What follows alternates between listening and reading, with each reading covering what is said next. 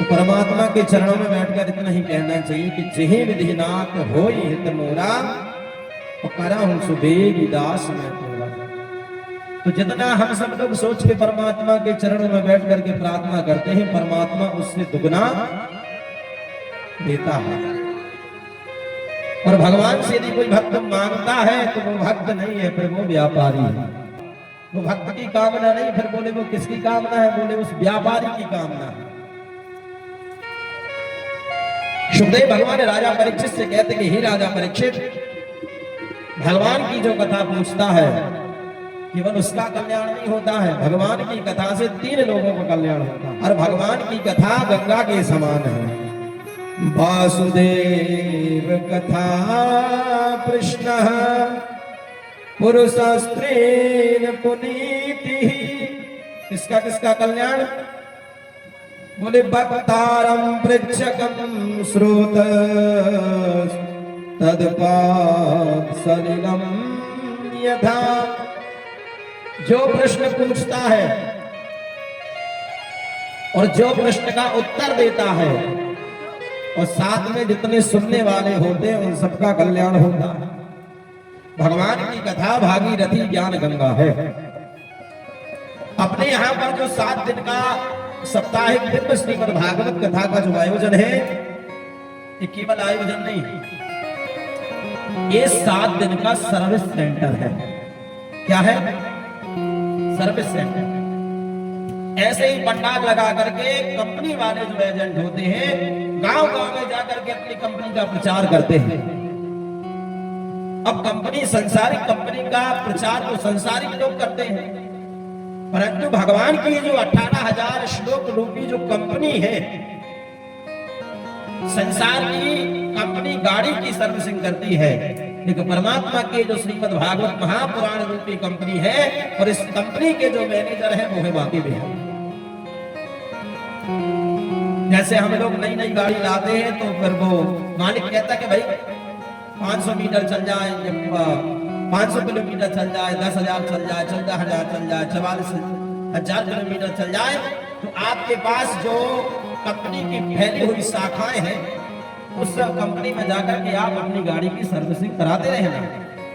ऐसे ही ये मानव तन रूपी जो गाड़ी हम सबको परमात्मा ने दी है, इस गाड़ी की सर्विसिंग हम कहाँ कराएंगे?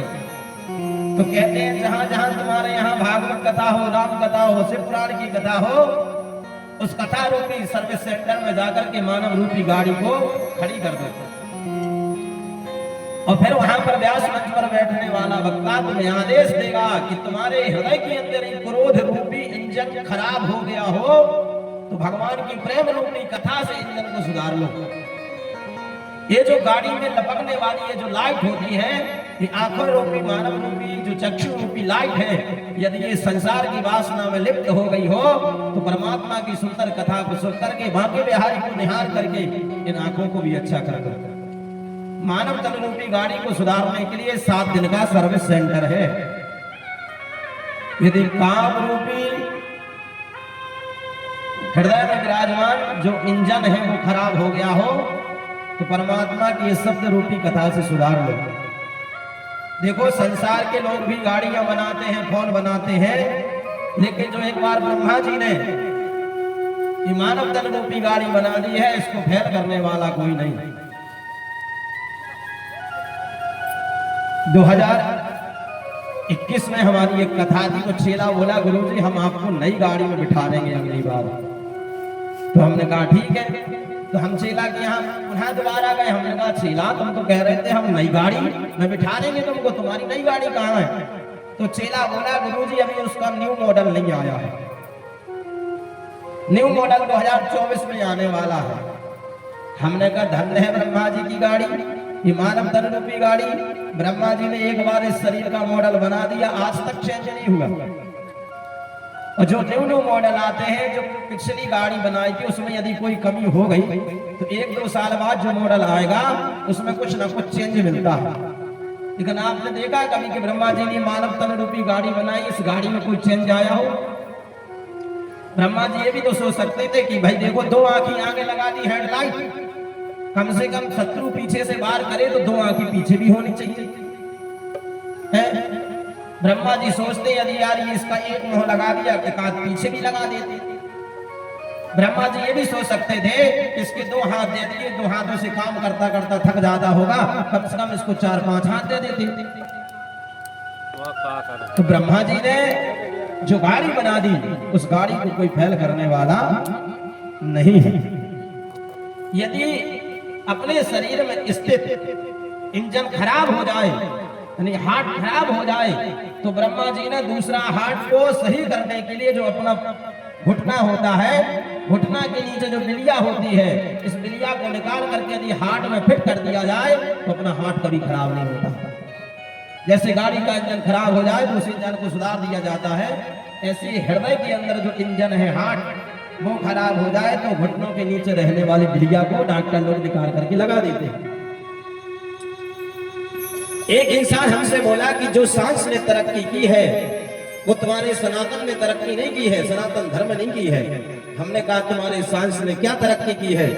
बोले कि हमारे साइंस वालों ने ऐसी तरक्की की है, एक ऐसी रेलगाड़ी बनाई है और उस रेलगाड़ी में एक ऐसा कांच लगा है काला काला कि रेलगाड़ी के अंदर बैठने वाला यात्री तो बाहर वाले को देख लेता है, लेकिन बाहर वाला यात्री उस कांच के अंदर जो बैठा उसको नहीं देख पाता है। तो हमने कहा तुम्हारे साइंस वालों ने आज गाड़ी बनाई, हमारे ब्रह्मा जी ने तो ये रेलगाड़ी कब की बना दी। आंख के अंदर काली पुतली, क्या है ये मानव तन रूपी गाड़ी के अंदर ये जो आंखों के अंदर काला काला शीशा लगा है, इस आंखों के अंदर बैठने वाला यात्री तो बाहर वाले को देख लेता है, लेकिन बाहर वाला यात्री इस रेलगाड़ी के अंदर जो काला काला शीशा आंखों की पुतली के रूप में लगा है, उसके अंदर क्या है वो कोई नहीं देख पाता। एक जगह हम खाना खाने के लिए गए तो उसका फोन बज रहा था। हमने कहा सेठ थोड़ा फोन उठा लो, बज रहा है। बोले कि गुरुजी ऊपर भी फोन रखा है, इसके 2 कनेक्शन है, तो ऊपर वालों ने उठा लिया होगा। हमने कहा धन्य ब्रह्मा जी का ये टेलीफोन, चाहे इधर से सुन लो, ये वाला ना सुन पाए तो ये वाला टेलीफोन उठ जाता है।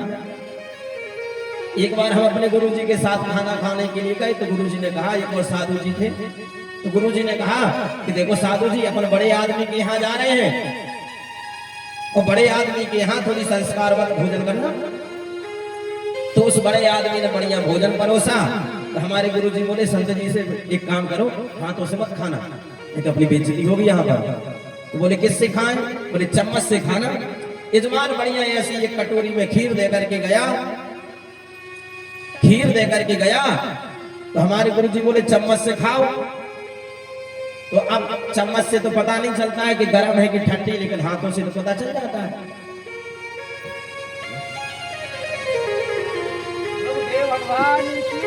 एक बार इनके लिए ताली बजाओ।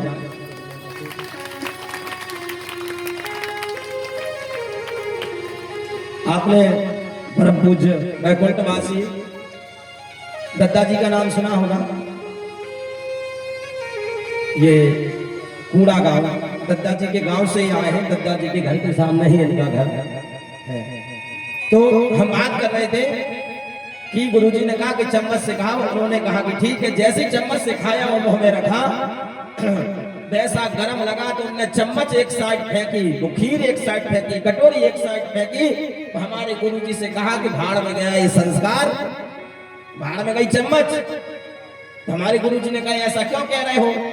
बोले ये संसार रूपी, संसार के इस चम्मच से अच्छा तो है ये भगवान ने इतने बड़े बड़े चमचा दिए हैं हाथों के, कम से कम संसार के चम्मच तो बताते नहीं है कि गर्म है कि ठंडे हैं, पर जो ब्रह्मा जी ने ये चमचा दे रखा है इतना बड़ा, कम से कम इसको स्पर्श करो तो ये चम्मच तो बताता है कि भाई ठंडा है कि गर्म है।